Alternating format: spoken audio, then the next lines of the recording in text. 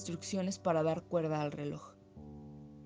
Allí en el fondo está la muerte, pero no tenga miedo. Sujete el reloj con una mano. Tome con 2 dedos la llave de la cuerda. Remóntela suavemente. Ahora se abre otro plazo. Los árboles despliegan sus hojas. Las barcas corren regatas. El tiempo como un abanico se va llenando de sí mismo y de él brotan aire, las brisas de la tierra, las sombras de una mujer, el perfume del pan. ¿Qué más quiere? ¿Qué más quiere? Átelo pronto a su muñeca. Déjelo latir en libertad. Imítelo anhelante. El miedo herrumbrará las áncoras. Cada cosa que pudo alcanzarse y fue olvidada va corroyendo las venas del reloj, gangrenando la fría sangre de sus pequeños rubíes. Y ahí en el fondo está la muerte si no corremos y llegamos antes y comprendemos que ya no importa. Instrucciones para llorar. Dejando de lado los motivos, atengámonos a la manera correcta de llorar, entendiendo por esto un llanto que no ingrese en el escándalo, ni que insulte a la sonrisa con su paralela y torpe semejanza. El llanto medio u ordinario consiste en una contracción general del rostro y un sonido espasmódico acompañado de lágrimas y mocos, estos últimos al final, pues el llanto se acaba en el momento en el que uno se suena energéticamente. Para llorar, dirija la imaginación hacia usted mismo, y si esto le resulta imposible por haber contraído el hábito de creer en el mundo exterior, piense en un pato cubierto de hormigas o en esos golfos del estrecho de Magallanes en los que no entra nadie, nunca. Llegado el llanto, se tapará con decoro el rostro usando ambas manos con la palma hacia adentro. Los niños lloran con la manga del saco contra la cara, y de preferencia en un rincón del cuarto. Duración media del llanto, 3 minutos. Casa tomada. Nos gustaba la casa porque aparte de espaciosa y antigua, hoy que las casas antiguas sucumben a la más ventajosa liquidación de sus materiales, guardaba los recuerdos de nuestros bisabuelos, el abuelo paterno, nuestros padres y toda la infancia. Nos habituamos Irene y yo a persistir solos en ella, lo que era una locura, pues en esa casa podían vivir 8 personas sin estorbarse. Hacíamos la limpieza por la mañana, levantándonos a las 7 y a eso de las 11 yo le dejaba a Irene las últimas habitaciones por repasar y me iba a la cocina. Almorzábamos a mediodía, siempre puntuales. Ya no quedaba nada por hacer fuera de unos pocos platos sucios. Nos resultaba grato almorzar pensando en la casa profunda y silenciosa y cómo nos bastábamos para mantenerla limpia. A veces llegamos a creer que era ella la que no nos dejaba casarnos. Irene rechazó 2 pretendientes sin mayor motivo. A mí se me murió María Esther antes que llegáramos a comprometernos. Entramos en los 40 años con la inexpresada idea de que el nuestro, simple y silencioso matrimonio de hermanos, era necesaria clausura de la genealogía sentada por los bisabuelos en nuestra casa. Nos moriríamos ahí algún día. Vagos y esquivos primos se quedarían con la casa y la echarían al suelo para enriquecerse con el terreno y los ladrillos. O mejor, nosotros mismos la voltearíamos justicieramente antes que fuese demasiado tarde. Irene era una chica nacida para no molestar. Aparte de su actividad matinal, se pasaba el resto del día tejiendo en el sofá de su dormitorio. No sé por qué tejía tanto. Yo creo que las mujeres tejen cuando han encontrado en esa labor el gran pretexto para no hacer nada. Irene no era así. Tejía cosas siempre necesarias, tricotes para el invierno, medias para mí, mañanitas y chalecos para ella. A veces tejía un chaleco y después lo destejía en un momento porque algo no le agradaba. Era gracioso ver en la canastilla el montón de lana encrespada resistiéndose a perder su forma de algunas horas. Los sábados iba yo al centro a comprarle lana. Irene tenía fe en mi gusto. Se complacía con los colores y nunca tuve que devolver madejas. Yo aprovechaba esas salidas para dar una vuelta por las librerías y preguntar vanamente si había novedades en literatura francesa. Desde 1939 no llegaba nada valioso a la Argentina.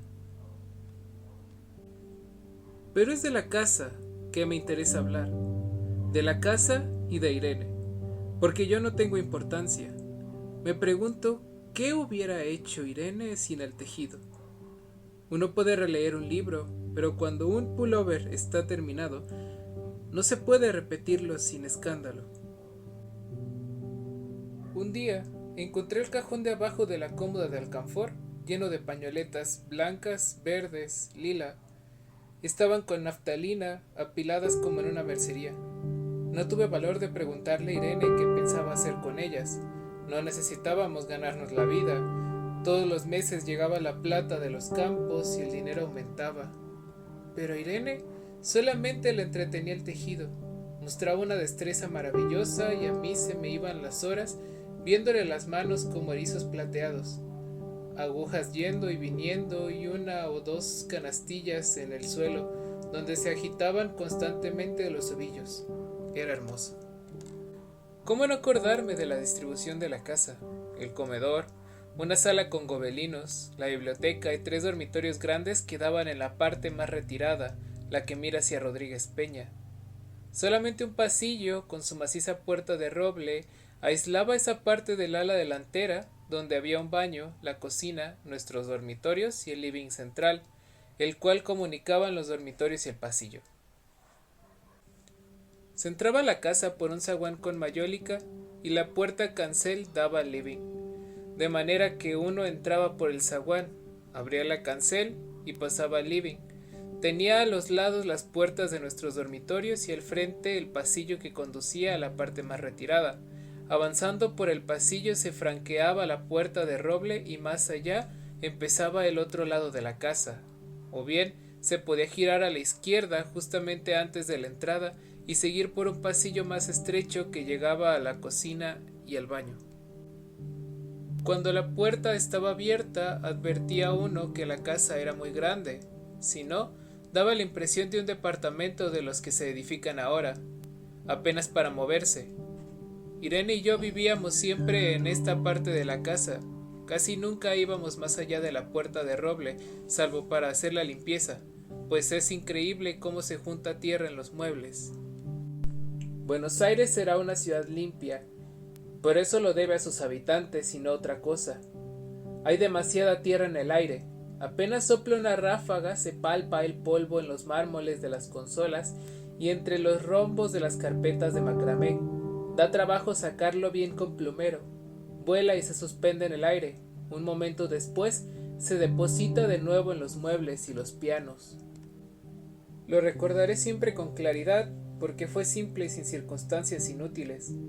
Irene estaba tejiendo en su dormitorio, eran las 8 de la noche y de repente se me ocurrió poner al fuego la pavita de mate. Fui por el pasillo hasta enfrentar la entornada puerta de roble y daba la vuelta al codo que llevaba a la cocina cuando escuché algo en el comedor o la biblioteca. El sonido venía impreciso y sordo, como un volcarse de sillas sobre la alfombra o un ahogado susurro de conversación. También lo oí, al mismo tiempo un segundo después, en el fondo del pasillo que traía desde aquellas piezas hasta la puerta.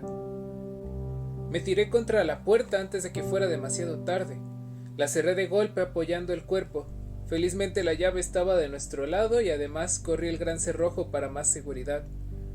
Fui a la cocina, calenté la pavita y cuando estuve de vuelta con la bandeja de mate le dije a Irene: tuve que cerrar la puerta del pasillo. Han tomado la parte del fondo. Dejó caer el tejido y me miró con sus graves ojos cansados. ¿Estás seguro? Asentí. Entonces, dijo, recogiendo las agujas, tendremos que vivir de este lado. Yo cebaba el mate con mucho cuidado, pero ya tardó un rato en reanudar su labor. Me acuerdo que tejía un chaleco gris. A mí me gustaba ese chaleco. Los primeros días nos pareció penoso porque ambos habíamos dejado en la parte tomada muchas cosas que queríamos.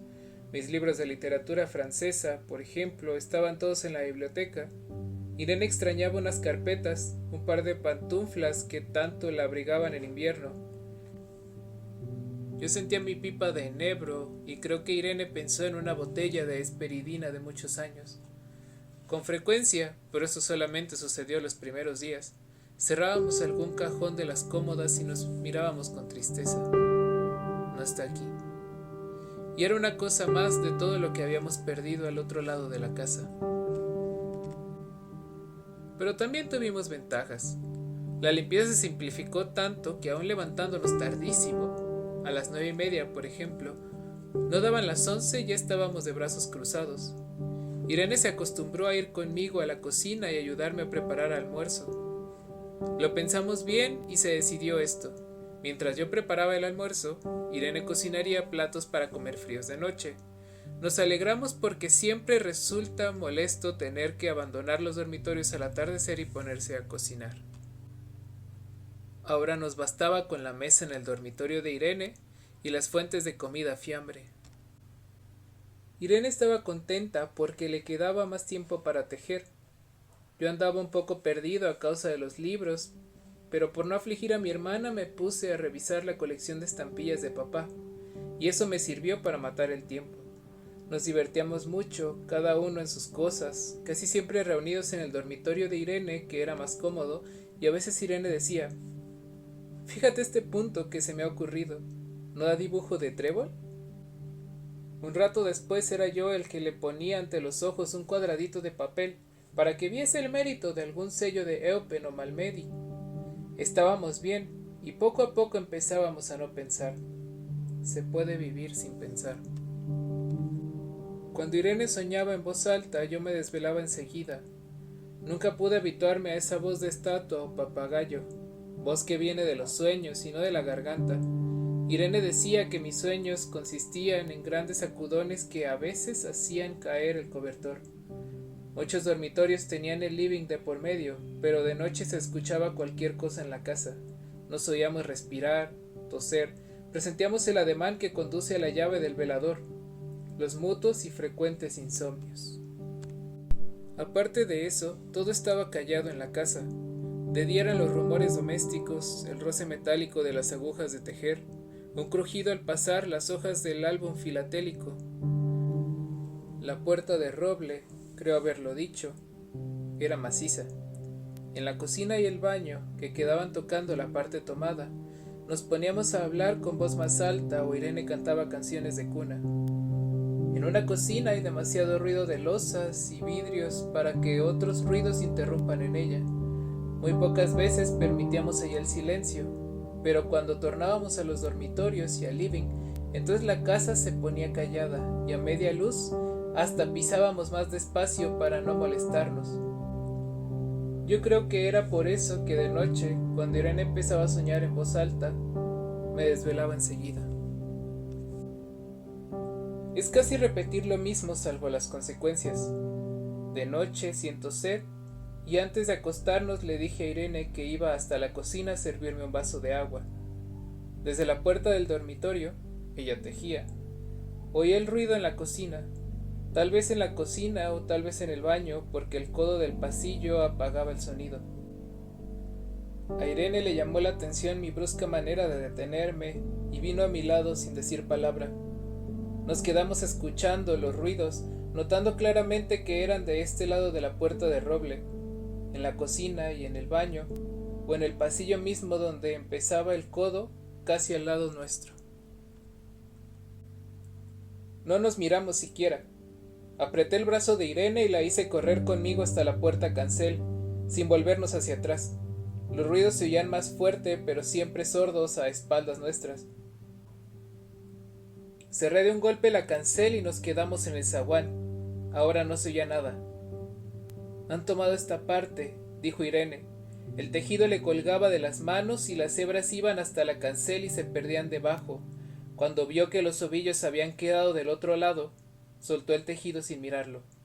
«¿Tuviste tiempo de traer alguna cosa?», le pregunté inútilmente. «No, nada». Estábamos con lo puesto. Me acordé de los 15,000 pesos en el armario de mi cuarto. Ya era tarde ahora.